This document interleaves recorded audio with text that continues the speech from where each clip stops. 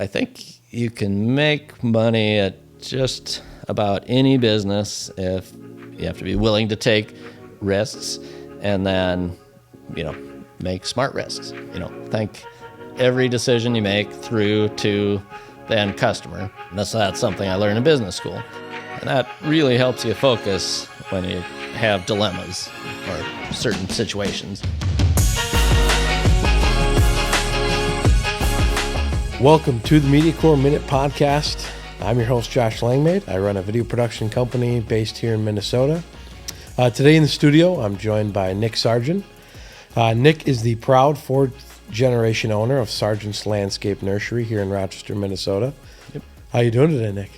Oh, I'm doing awesome. Doing well? Yep. Good. Yep. I was thinking back to first time we kind of met, and I think it was back 2019 or 2020, sometime in there, because we did a few small projects together, and right.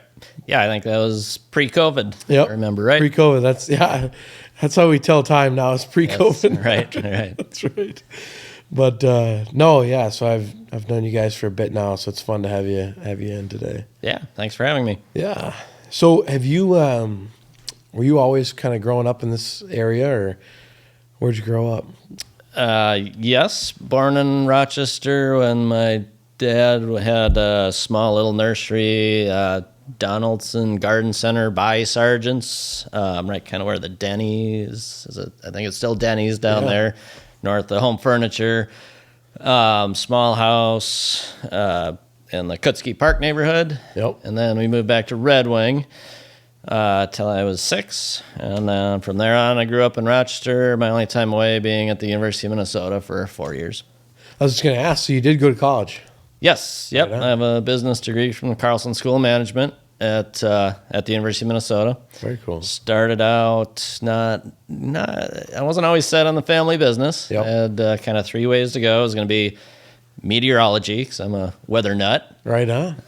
Optometry, or the family business. Yep. And So decided on the when you business. went to college, were you initially going for business? No, I undecided first year, and Yep. then I started to take quite a few horticulture classes, and I did all the ones that I felt pertained to our business, and then I got into organic chemistry and these sorts of things, which are important, but it was not what I was going to be doing every day. Right. And so after my sophomore year, I changed course, got accepted into the School of Management there, and went that direction. That's Always great. knowing kind of where I'd end up, Yep. because I love the family business. But so that allowed me to make kind of my own minor. I didn't care whether the school sanctioned it as you have a minor in horticulture. I just pick and chose the classes that I liked, that I felt that would be useful. Yep. Yep. Very cool. So, when you were, did Dad always want you to kind of go back to the family business, or was he kind of just like, you figure out what you want to do? No, I think it was a gift he gave me, was not a pressure to go into it. He used to say, kind of jokingly, I knew in his heart he probably wanted, kind of like I am with my kids, that but he jokingly used to tell me, I hope you don't go into the business, then I can sell it and move to Florida or something like that when I want to retire. So there was not a pressure. My brother wanted to go a different way, and that was fine. And so I've tried to emulate that with my kids, because as most parents know, parental pressure rarely works. That's right. Yep. So before even college, were you, Dad having the business, did you kind of grow up working, all the time at the 100%. at the family business? Yeah. Yep. We were a small business back then. I would do anything and everything, all parts of the business. Remember a few miserable days. I always say probably the longest couple hours of my life. We got a semi-load in from the west coast of barberry. Well, one of the plants on there were barberries that have thorns, for those that don't know. And back then, now our suppliers pre-tag, but we had to tag everything, and it was probably 42 degrees, sleeting and all that. I'm out there gloveless, tagging these sticky things. So yeah, I have a lot of great memories. That's just a funny story, but a lot of great memories from those days. moved in. I would work in our retail stores in the spring, and then once I was, say, 15 and up, I would work on our landscape department in the summer. And yeah, whatever needed doing, I was there. And I really also appreciate another gift my dad gave me was, not treating me specially. I was just one of the guys out there, and I kind of knew from an early age I had to work harder and do more to get the respect, people being that happens a lot. Like we've had a lot of, second, third, fourth generation, just people, on the podcast, and like a lot of them, when their parents are bringing them into the family business, like they want them to work through the ranks, and because for many different reasons. But I mean, I think that's like you have to earn it and appreciate it like that. Yep. Yeah, that's definitely true. And, few things make me more proud than when people come up and tell me that my kids, how good a worker they are and polite and, all those things. He works first minute of the day to the last minute of the day, full steam. I'm like, yeah, way to go. Yep, absolutely. So growing up, when did you kind of figure out that you were interested in business, entrepreneurship, that kind of thing? Was it in college when you really shifted and went, okay, family business is it, or was it earlier on maybe? I always say early on, I would say till I was 15, I enjoyed the retail side of our business, the landscaping side of which I was, doing the most mundane of tasks and things. I didn't enjoy it. It was like, it was work that I had to do. And then every year it got a little more fun. And by my senior year, summer of high school, I was a foreman, me and one other guy. And I was like, yeah, I like this.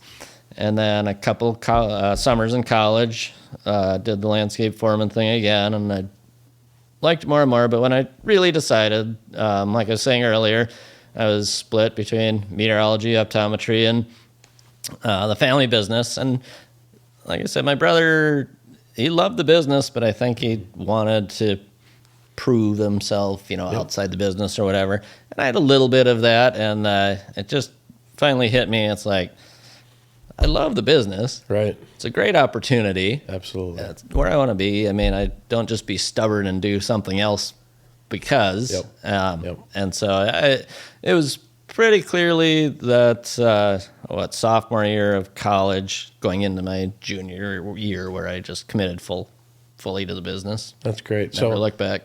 So right after you graduated, was it straight working? My plan was to move to Oregon. Yeah. My wife and I, girlfriend at the time, loved the West Coast and these things, and the Oregon is a hotbed of the nursery wholesale industry. Okay. For tree, shrubs, evergreens. So I had a job lined up there, and that was the plan. We did a 2-week trip. We both looked for jobs out there. We were getting married that summer, and ended up, life happened. We lost a couple key people at Sargents, and so there was a need there. My wife got what she thought was a great opportunity to work in Minneapolis, and so we pulled the plug and ended up staying here. Now, I'm lucky enough to be in a business that has slow winter months, and we're winter lovers, so we've been able to take longer vacation stints, 3 weeks here and that, and kind of get our mountain living. But anyway, off topic there. Yeah, no, that's great. I love it. Yeah. So coming back to the company, what did that look like right away? What kind of stuff were you doing? Obviously when you were younger, you kind of did a lot of different things, but now graduated business degree, coming back to the family business, what's it look like? So right off the bat, I got into landscape design and sales, which I enjoyed. But my passion has always been our retail side, the garden centers. So that pretty quickly, I always say, landscaping, I really enjoy it.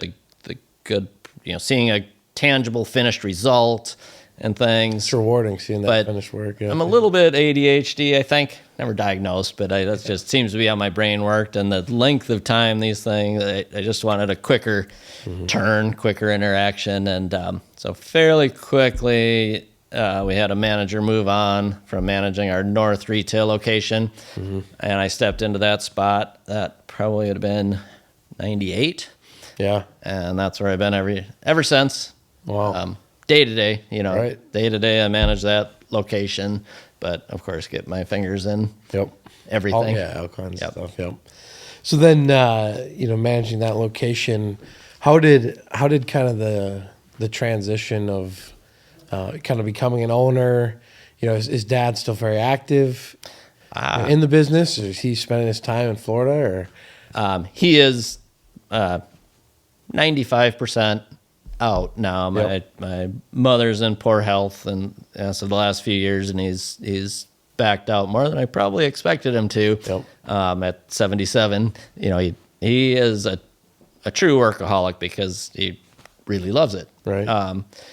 So they do spend winters in Florida, and when he's home, he loves the landscape side. He likes to go out and deal with his old customers, things like that. But we have a great relationship. Could count easily on like one hand is exaggerating the number of times where we've ever gotten heated with each other. So it was 25 years of every year, a little bit 3% more me. Yep. So, but always respectful, Absolutely. if he comes in with a major opinion on something we're doing right now, be discussed and well, it's good. I mean, it's good to see too that he was, and still, loves to be active in it and is passionate about the company, Yeah, very much. Very much. No, that's great. Since kind of, since graduating and joining the family business, being a part of that, even getting into ownership, how have you kind of seen, the company grow, and, what kind of things do you feel like you've contributed to that, to further growth of the company since you've been a part of it? Yeah. And I might get too detailed in answering this, but we have different departments of our company. So our company, we have our 2 retail stores in Rochester. We have our landscape department, which is about 40% of our business. We do large commercial snow plowing in the winter months, and then we have what we call production, where we grow our own plants. Okay. So all of those have grown. When I first came into the business, mid and late 90s, early 2000s, that was a real golden time in our industry. The baby boomers were in their prime spending years, and it seemed like, and not just us, nationwide, you followed the industry, you opened your doors, you grew 15%.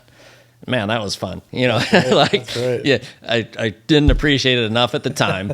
And then I can't even keep track of all the recessions and different things, but we've never shrunk, but there's plateaus in there where all of a sudden you feel like you're pulling every string, whether it's marketing. My wife worked with us for 15 years in the marketing end, and I've always been involved in that. And you're just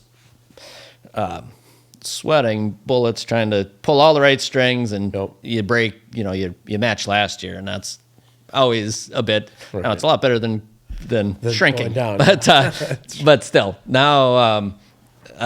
The last 5 years we're on that up curve again, so that makes it more fun. Where I've been involved, I think the number one, well, it's hard to say number one, but a very important part of being a leader is company culture. Yeah. Right. And that trickles down all the way through the business, things like, of course, honesty and integrity is just expected. I'm not going to pat myself on the back, but that it starts with that, and then it goes to a huge, not benefit, but a huge reason for Sargents' existence is the safety customers feel very few people to nobody come to us saying they're going to be the cheapest in town. Whatever they're buying, they're not coming to us for that reason. They're coming to us because they know they're going to get what they pay for. Yep. If there's a problem, we're going to take care of it. And so that's all those messages combined with,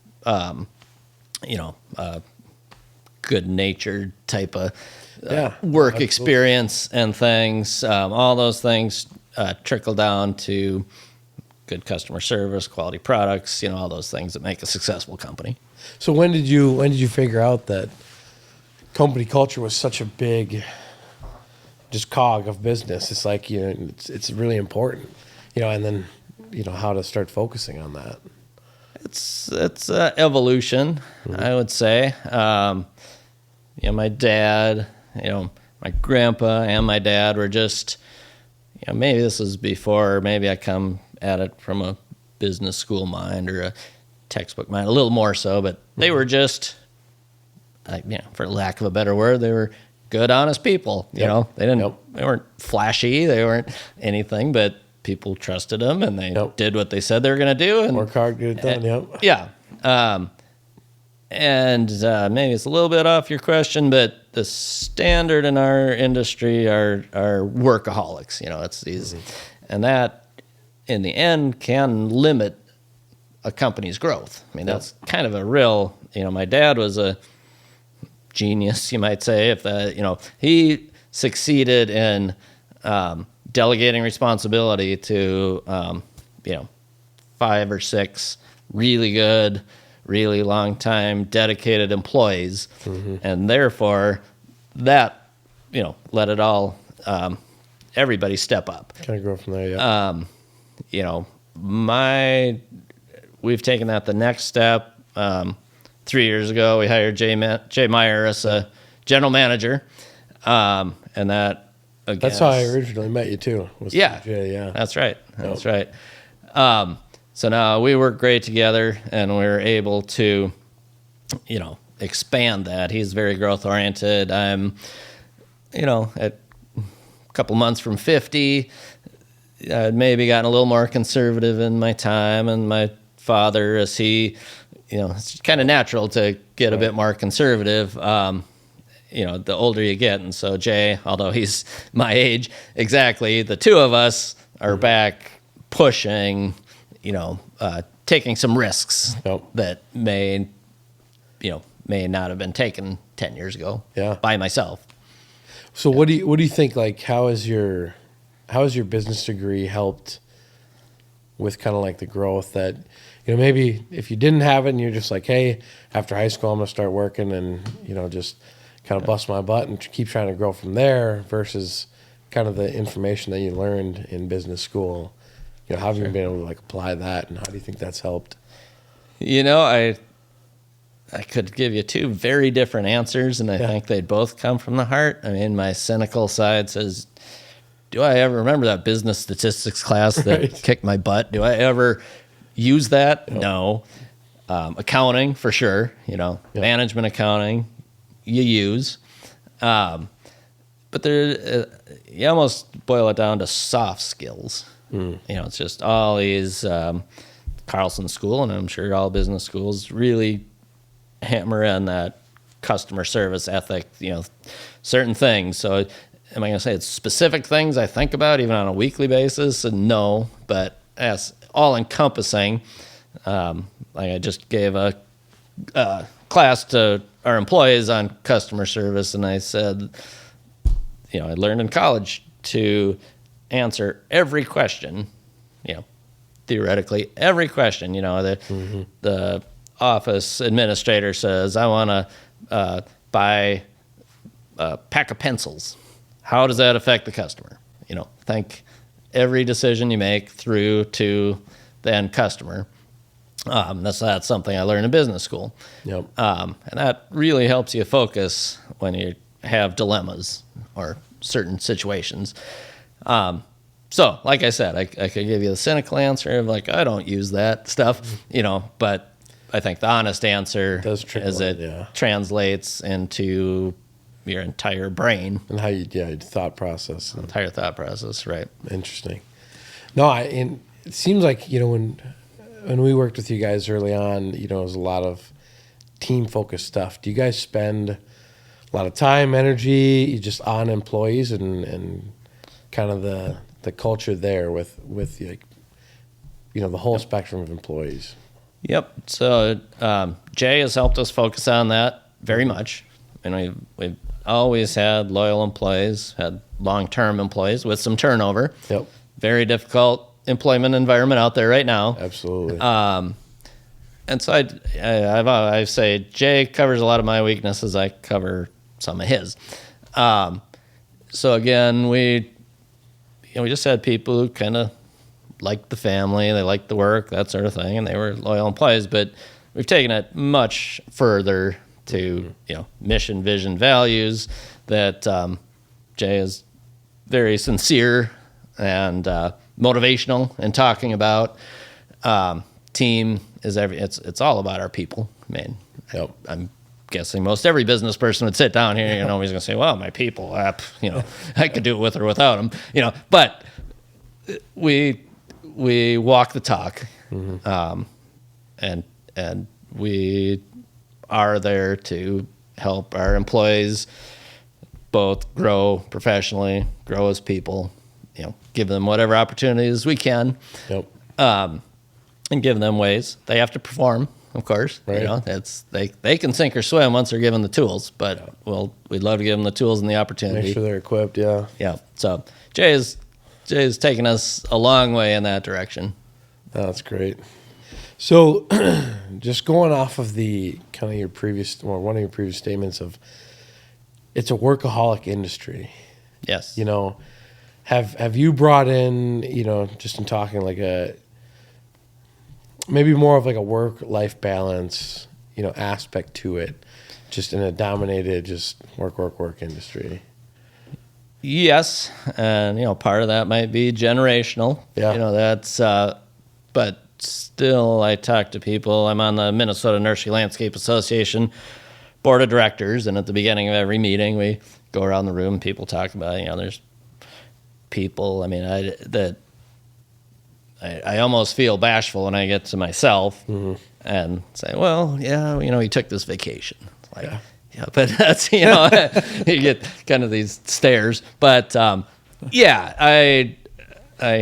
learned through the years, definitely my first 15 years now. So in our retail world, May is our, if you're a mall store, December, it's nonstop. And I used to work every day in May, early to late and all that. And by the end of May, I was a mess. I was, you actually find yourself snapping at people and you're like, that's not like me. I don't normally do that. And I didn't like that. So I have forced myself and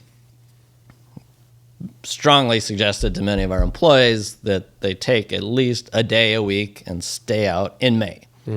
Now, late April's busy, early June's busy. But, outside of that, it's reasonable. Yep.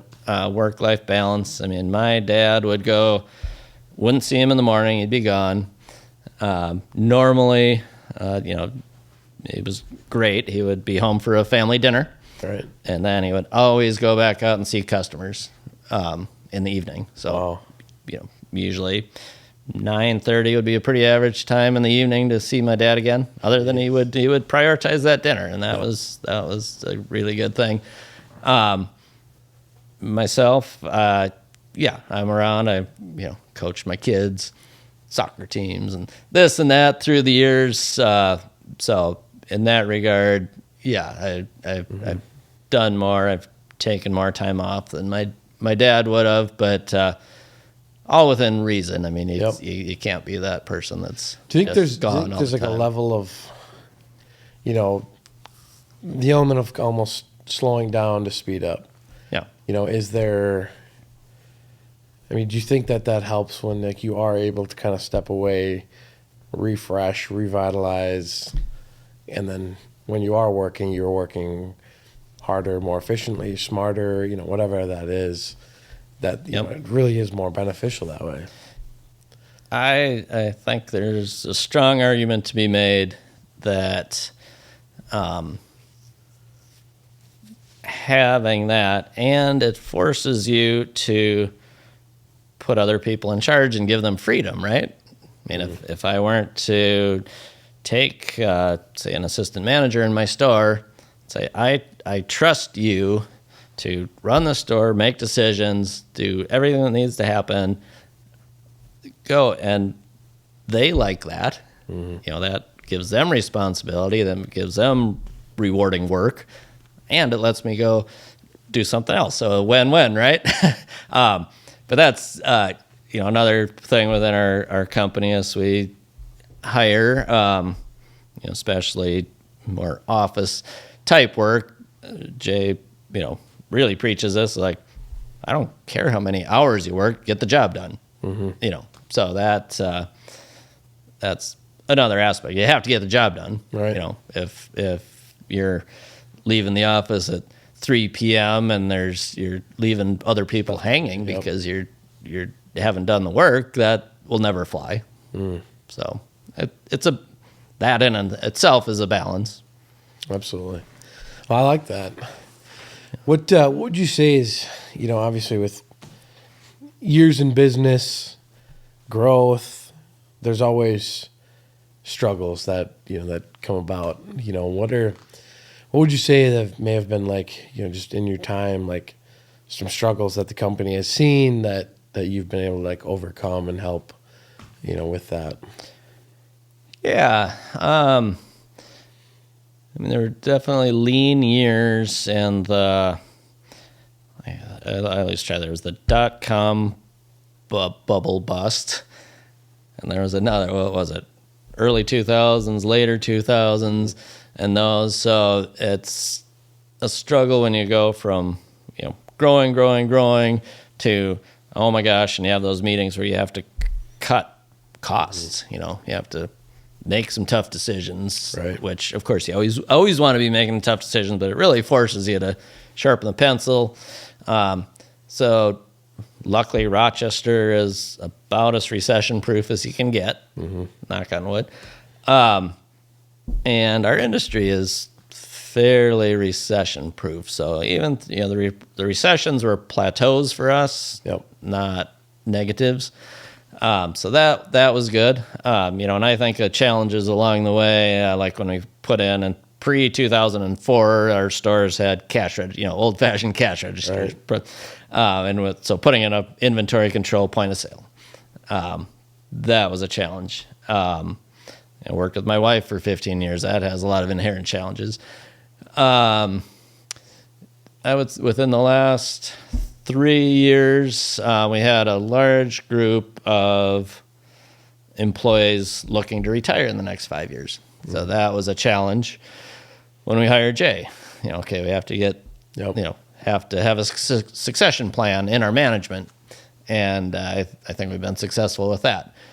I guess what's coming to mind when you ask for the challenges is I'm pretty lucky because the challenges I'm listing aren't, they weren't. Well, you tidal handled them waves. well though, because they could have went, a lot worse. Yep. One of the things too, I feel with just generational family businesses, is there is a, dad had his key people in the company, and when everyone's kind of retiring, getting to that age, who's stepping up and taking that spot when you're coming in, are you putting your own leadership team kind of together, right, as well? Yeah, there's challenges there for sure. Yep. I always like to, touch on, is with being an owner. There's something exciting about business, entrepreneurship, growth. What are some things that kind of motivate you to work hard, seek success, keep performing and growing? I remember a conversation with my dad when I was probably in my 20s, and I always liked to be athletic. I was just always competitive, athletic, just out there, and you get that natural endorphin high or whatever. And I remember one time, talking to him after probably some successful athletic event, and maybe it wasn't even my teen years. But I was like, that's such a good feeling. And he said, now, as you get older, you get those same rushes from, say, selling a landscape job or, whatever business success. Yep. And I think about that a lot now when, any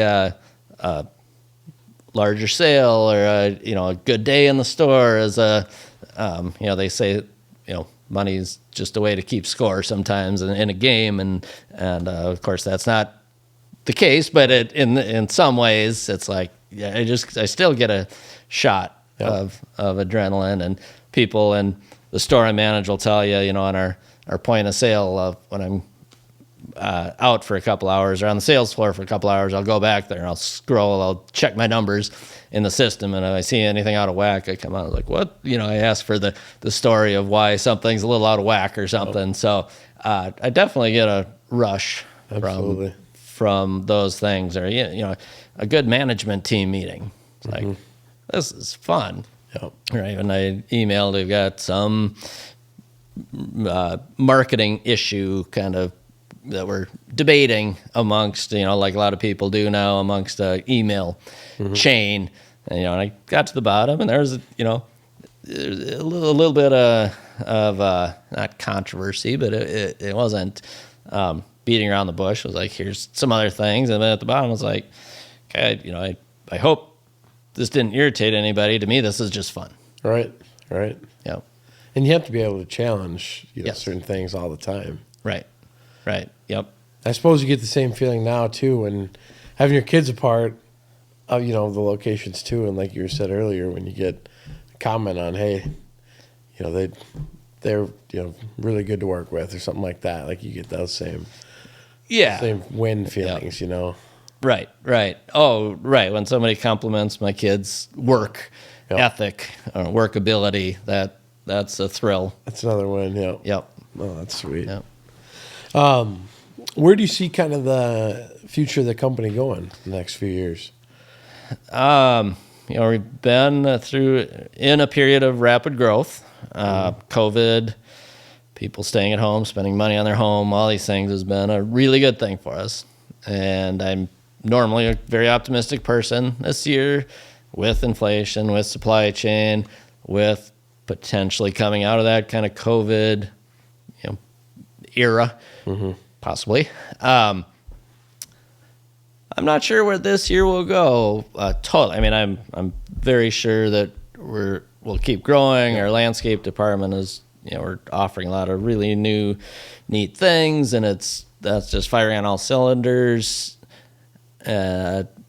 Retail, that kind of depends a little bit more on who comes through the door. And I think we're doing the right things. I'm really excited. Our 2nd Street store is in the middle of a big remodel. We're adding a coffee shop. It'll be a really unique experience to come get some food or very cool high-end coffees and then sit amongst, whether it's October or January, you can come sit amongst a tropical rainforest type feel in a greenhouse. Sit at a table, do your homework or your work or Everyone whatever. loves their coffee. Yeah. So we've seen a couple similar models doing very well in like Kansas City and Seattle and things. So I think that's going to be really fun. I foresee growth, whether that's going to be 3, 5, or 15%. That's right. Do you see your kids, going to college and then coming back to the family business, or is that a hope? Obviously, you're in the same spot where you're like, you can do whatever you want, kind of thing. But do you have a hope that they do? I would say in my heart, yes. Although if it doesn't happen, I don't stay awake at night and say that would be a disaster. We find our ways. My daughter is in her junior year at University of British Columbia. Right now, she's looking psychology, so probably may or may not be her, but she does love to work in the store, and she's great at it. My 19-year-old son He loves the business, all aspects, and it sounds like he quite well might. Yeah. But at 19, you never know. Yep. And then figuring a lot of stuff out. Yeah, my 16-year-old is young yet. Yeah. So a lot of yeah, time. I think in my heart it would be nice, but Yeah. No, that's if it great. doesn't happen, that's right. just fine too. That's right. So, I mean, we, one of the things, I want to kind of bring into these podcasts too is an element of, I'd say technology. As time, goes on, a lot of industries are being changed with, technology and resources and marketing and, us being a video company, things like that. How do you see kind of technology in your industry, changing it, making it for the better, things like that? When I first think technology, I think of, inventory control, point of sale, and then our landscape department. I actually had a video meeting with our point of sale vendor this morning, so that's the top of my mind. We can get so much more information than we could in the past, pre-2004 with our point of sale. Right. I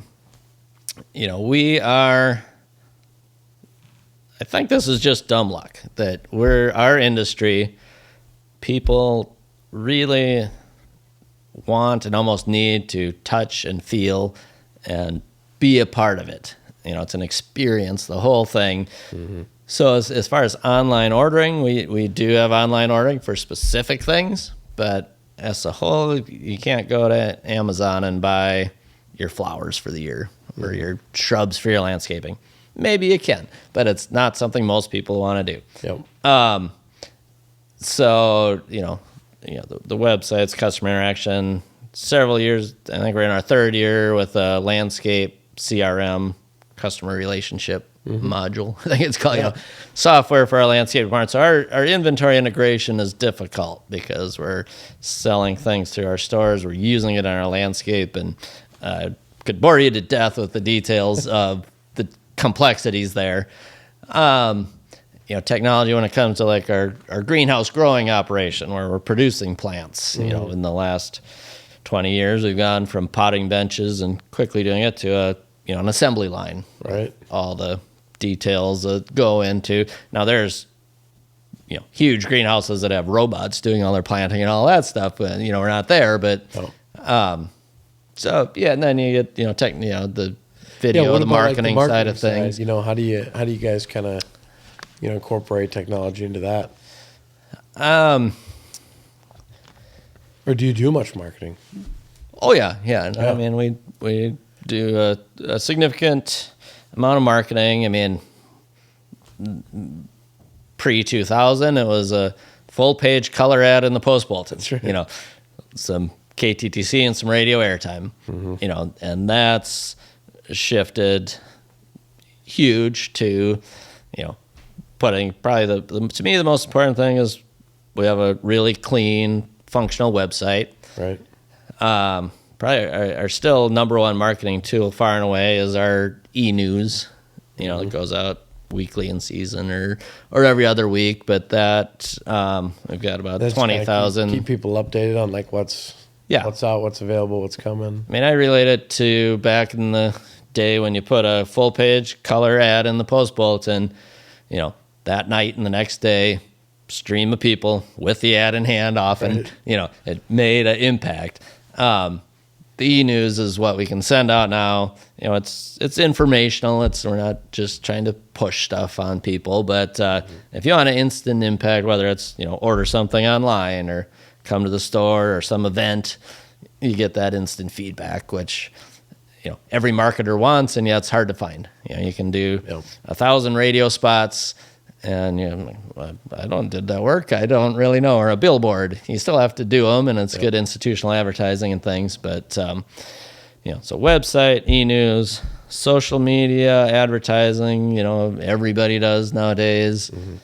It's a challenge. We're still talking every week about how to how we best want to maximize that. That's great. We have a lot of listeners that are, they could be owners in business, younger entrepreneurs, things like that. What advice would you give someone that's, not necessarily in your industry necessarily, but just a younger entrepreneur that's, looking to be successful in business? What kind of advice would you give to that person? To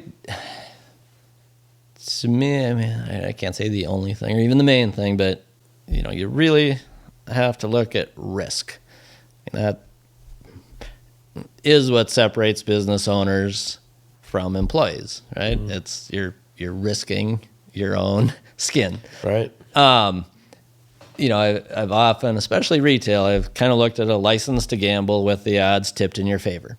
If you have to be smart about it.